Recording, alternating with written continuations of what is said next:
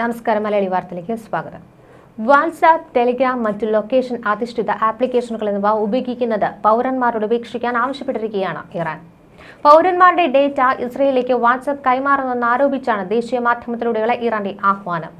എന്നാൽ ആരോപണം വാട്സാപ്പ് നിഷേധിച്ചു. ഒരു സർക്കാരിനും ഡേറ്റ കൈമാറുന്നില്ലെന്നാണ് വാട്സാപ്പിന്റെ പ്രതികരണം. ജനങ്ങൾക്ക് ഏറ്റവും ആവശ്യമുള്ള സമയത്ത് തങ്ങളുടെ സേവനങ്ങൾ ബ്ലോക്ക് ചെയ്യുന്നതിന് ആശങ്കപ്പെടുത്തുന്നുവെന്നും വാട്സാപ്പ് പ്രതികരിച്ചു.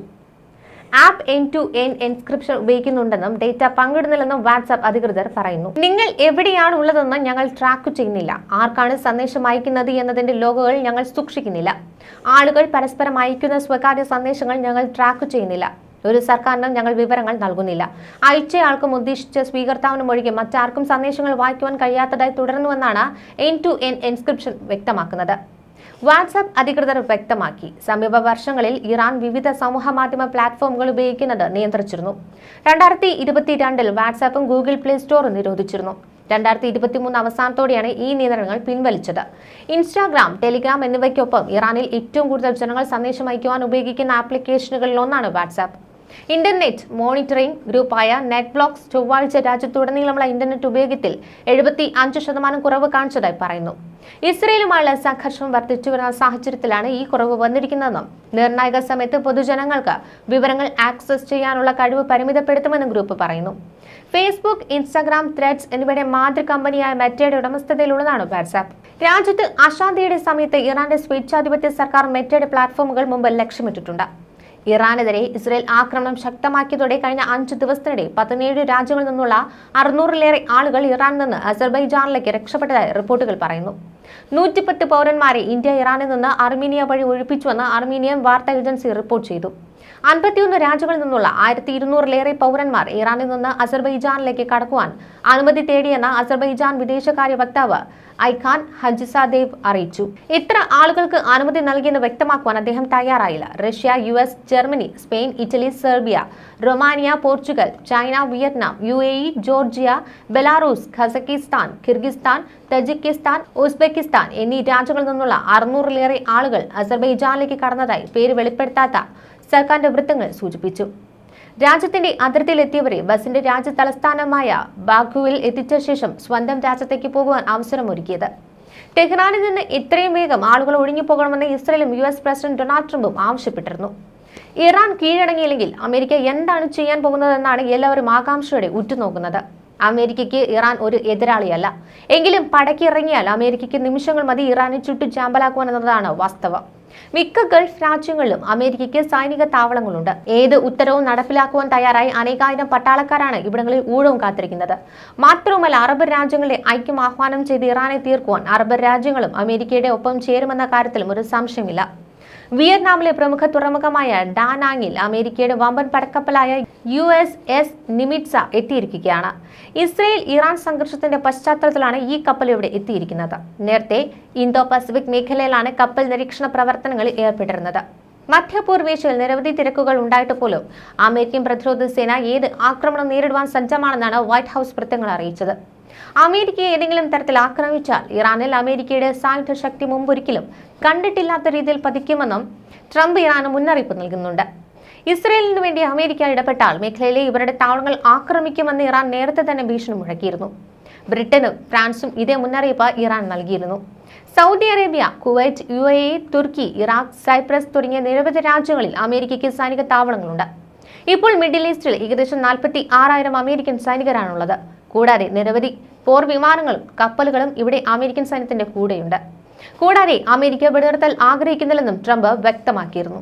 കൂടാതെ അമേരിക്ക ഇപ്പോഴും ഇസ്രയേലിന്റെ പ്രതിരോധ പങ്കാളിയെ തുടരുകയാണ്. കഴിഞ്ഞ ദിവസം ഇറാൻ ഇസ്രയേലിലേക്ക് അയച്ച പല മിസൈലുകളും അമേരിക്കയുടെ പടക്കപ്പലുകൾ തകർക്കുകയായിരുന്നു. F-22, F-35 യുദ്ധവിമാനങ്ങളും കൂടാതെ ആകാശത്ത് വെച്ച് ഇന്ധനം നിറയ്ക്കുവാൻ സംവിധാനമുള്ള വിമാനങ്ങളും അമേരിക്ക മിഡിൽ ഈസ്റ്റിലേക്ക് നിയോഗിച്ചിരിക്കുകയാണ്. ഖത്തറിലെ അൽ ഉദൈദ് വ്യോമതാവളം മിഡിൽ ഈസ്റ്റിലെ അമേരിക്കയുടെ ഏറ്റവും വലിയ സൈനിക താവളമാണ്. ഒന്നാം ഗൾഫ് യുദ്ധത്തിന്റെ പശ്ചാത്തലത്തിലാണ് ഇത് നിർമ്മിച്ചത്. 11,000 അമേരിക്കൻ സൈനികരും വൻ പ്രഹരശേഷിയുള്ള 100ഓളം വിമാനങ്ങളും ഇവിടെയുണ്ട്. ഇറാഖിലെ ഐൻ അൽ അസദ് വ്യോമതാവളമാണ് അടുത്തത്. ഇറാഖിലെ രണ്ടാമത് വലിയ US സൈനിക വ്യോമതാവളമായിരുന്നു ഇത്. 2,500ഓളം അമേരിക്കൻ സൈനികരാണ് ഇവിടെയുള്ളത്. കൂടാതെ അമേരിക്കയിലെ നിരവധി വൻ പടക്കപ്പലുകളും ഇവിടെ എത്തിയിട്ടുണ്ട്. ഇസ്രയേൽ ഇറാൻ സംഘർഷം തീർക്കുവാൻ വെടിനിർത്തലല്ല താൻ പരിഹാരമായി നിർദ്ദേശിക്കുന്നതെന്ന് US പ്രസിഡന്റ് ഡൊണാൾഡ് ട്രംപ് വിശദീകരിച്ചിട്ടുണ്ട്. പൂർണ്ണമായും സംഘർഷം അവസാനിപ്പിക്കാനാണ് താൻ ശ്രമിക്കുന്നതെന്നും ട്രംപ് പറയുന്നുണ്ട്. ചൊവ്വാഴ്ച സുരക്ഷാ സംഘവുമായി ട്രംപ് ഇറാൻ പ്രശ്നം ചർച്ച ചെയ്യും. ഇറാന്റെ ആണവ കേന്ദ്രങ്ങൾ തകർക്കുവാൻ US സൈന്യത്തെ അയക്കുമോ എന്ന ചോദ്യത്തിനും അദ്ദേഹം മറുപടി നൽകി. അതിനു മുൻപ് തന്നെ ഇറാന്റെ ആണവ കേന്ദ്രങ്ങൾ തകരുമെന്നും അവർ ഒരിക്കലും ആണവായുധം സ്വന്തമാക്കാൻ പോകുന്നില്ലെന്നുമാണ് ട്രംപ് പറയുന്നത്. ജനങ്ങളെ സുരക്ഷിതമാക്കുവാൻ വേണ്ടിയാണ് തെഹ്റാനിൽ നിന്നും ആളുകളെ ഒഴിപ്പിക്കുവാൻ നിർദ്ദേശിച്ചതെന്നും ട്രംപ് പറയുന്നുണ്ട്. അതിനപ്പുറം തന്റെ ആഹ്വാനത്തിന് മറ്റ് ലക്ഷ്യങ്ങളൊന്നുമില്ലെന്നും US പ്രസിഡന്റ് വ്യക്തമാക്കി. നേരത്തെ ഇസ്രയേൽ ചാരസംഘടനയായ മൊസാദിന്റെ ആസ്ഥാനത്തിന് നേരെ ഇറാന്റെ ആക്രമണം നടത്തിയിരുന്നു. ഇറാനിയൻ ദേശീയ മാധ്യമങ്ങളാണ് ആക്രമണം നടത്തിയ വിവരം അറിയിച്ചത്. ഇരു രാജ്യങ്ങളും തമ്മിലുള്ള സംഘർഷം കൂടുതൽ രൂക്ഷമാകുന്നിടെയായിരുന്നു ഇറാൻ മൊസാദ് ആസ്ഥാനം ആക്രമിച്ചിരുന്നത്. ഇസ്രയേലിന്റെ 4ാമത്തെ F-35 വിമാനവും ഇറാൻ വെടിവെച്ചിട്ടുവെന്നാണ് റിപ്പോർട്ട്. ഇറാൻ ന്യൂസ് ഏജൻസിയായ ഇർനയാണ് ഇക്കാര്യം റിപ്പോർട്ട് ചെയ്തിട്ടുള്ളത്. തബ്രീസിൽ വെച്ചാണ് വിമാനം വെടിവെച്ചിട്ടതെന്ന് ഇറാൻ അറിയിച്ചിട്ടുണ്ട്. ഇറാൻ കീഴടങ്ങുന്നതാണ് നല്ലതെന്ന ട്രംപിന്റെ അന്ത്യശാസനത്തിന് പിന്നാലെ സുപ്രധാന അധികാരങ്ങളെല്ലാം സൈന്യത്തിന്റെ ഖമേനി കൈമാറിയെന്നാണ് റിപ്പോർട്ട്. ഇറാൻ സൈന്യത്തിനും റവല്യൂഷണറി ഗാർഡിനുമായി സുപ്രധാന ചുമതലകൾ നൽകിയതിന് പിന്നാലെ വടക്ക് കിഴക്കൻ ടെഹ്റാനിലെ ഭൂഗർഭ ബങ്കറിൽ ഖമേനി ഒളിച്ചുവന്നതും റിപ്പോർട്ടുകളിലുണ്ട്. മകൻ മുസ്തഫ ഉൾപ്പെടെയുള്ള കുടുംബാംഗങ്ങളെ ഖമേനിക്കൊപ്പമുണ്ട് എന്നാണ് ഇറാൻ ഇൻസൈറ്റ് റിപ്പോർട്ട് ചെയ്യുന്നത്. അതിരൂക്ഷമായ ആക്രമണമാണ് ഇറാനിലും ഇസ്രയേലുമായി നടക്കുന്നത്. ഇസ്രയേൽ പെന്റഗൺ എന്ന പേരിൽ അറിയപ്പെടുന്ന സൈനിക ആസ്ഥാനത്ത് ഇറാൻ മിസൈൽ നാശം വിതച്ചത് 2 ദിവസം മുൻപാണ്. ഇതിനുശേഷം ഇസ്രയേലിലെ ടെക് ബ്രെയിൻ ആയി അറിയപ്പെടുന്ന സ്ഥാപനങ്ങൾക്ക് നേരെ വൻ ആക്രമണം നടന്നതായുള്ള റിപ്പോർട്ടുകൾ പുറത്തുവരുന്നുണ്ട്. ലോകത്ത് തന്നെ അറിയപ്പെടുന്ന ശാസ്ത്ര ഗവേഷണ സ്ഥാപനമായ വീസ്മാൻ ഇൻസ്റ്റിറ്റ്യൂട്ട് ഓഫ് സയൻസിൽ വെറുമൊരു വിദ്യാഭ്യാസ കേന്ദ്രമല്ല ഇത്. ഇസ്രയേൽ സൈന്യത്തിനു വേണ്ടിയുള്ള ഏറ്റവും പുതിയ സാങ്കേതിക വിദ്യകൾ വികസിപ്പിക്കുന്ന സർവകലാശാലയാണിത്. ഇസ്രയേൽ ഡിഫൻസ് ഫോഴ്സിനായി ഏറ്റവും പുതിയ ആർട്ടിഫിഷ്യൽ ഇന്റലിജൻസ് ഗവേഷണം വരെ ഇൻസ്റ്റിറ്റ്യൂട്ടിൽ നടക്കുന്നുണ്ട്. ഇസ്രയേലിലെ ശാസ്ത്ര ഹൃദയവും സാങ്കേതിക ഗവേഷണങ്ങളുടെ ആസ്ഥാനവുമായാണ് വീസ്മാൻ ഇൻസ്റ്റിറ്റ്യൂട്ട് അറിയപ്പെടുന്നത്. പ്രഥമ ഇസ്രയേൽ പ്രസിഡന്റ് ചായ് വീസ്മാൻ 1934 സ്ഥാപിച്ചതാണ് ഈ വിദ്യാഭ്യാസ ഗവേഷണ കേന്ദ്രം. ഡാനിയൽ സേഫ് റിസർച്ച് ഇൻസ്റ്റിറ്റ്യൂട്ട് എന്നായിരുന്നു ആദ്യത്തെ പേര്. ജൈവ രസതന്ത്രജ്ഞനും സയനിസ്റ്റ് നേതാവും കൂടിയായ വീസ്മാൻ 1949 ഇസ്രയേലിലെ പ്രഥമ പ്രസിഡന്റായി അധികാരമേറ്റതിന് പിന്നാലെയാണ് അദ്ദേഹത്തോടുള്ള ആദരവായി സർവകലാശാലയുടെ പേര് മാറ്റിയത്. അതിവേഗത്തിൽ തന്നെ ആഗോളതലത്തിൽ പ്രശസ്തമായ ശാസ്ത്ര ഗവേഷണ കേന്ദ്രമായി ഇത് മാറി. ഗണിതശാസ്ത്രം, ഭൗതിക ശാസ്ത്രം, രസതന്ത്രം, ജനിതക ശാസ്ത്രം, കമ്പ്യൂട്ടർ സയൻസ് തുടങ്ങിയ മേഖലകളിലെല്ലാം ലോകത്തെ എണ്ണം പറഞ്ഞ ശാസ്ത്രജ്ഞരും ഗവേഷകരും പഠിപ്പിക്കുകയും ആയിരക്കണക്കിന് ശാസ്ത്ര പ്രതിഭകൾ പഠനം നടത്തുകയും ചെയ്തു അവിടെ. നിലവിൽ 2500-ലധികം ഗവേഷകരും ജീവനക്കാരും കേന്ദ്രത്തിൽ പ്രവർത്തിക്കുന്നുണ്ടെന്നാണ് വിവരം. 30-ലധികം അത്യാധുനിക ലബോറട്ടറികൾ, വിപുലമായ ലൈബ്രറി, താമസ പഠന സൗകര്യങ്ങൾ എന്നിവ ഇൻസ്റ്റിറ്റ്യൂട്ടിന്റെ മുഖമുദ്രയാണ്.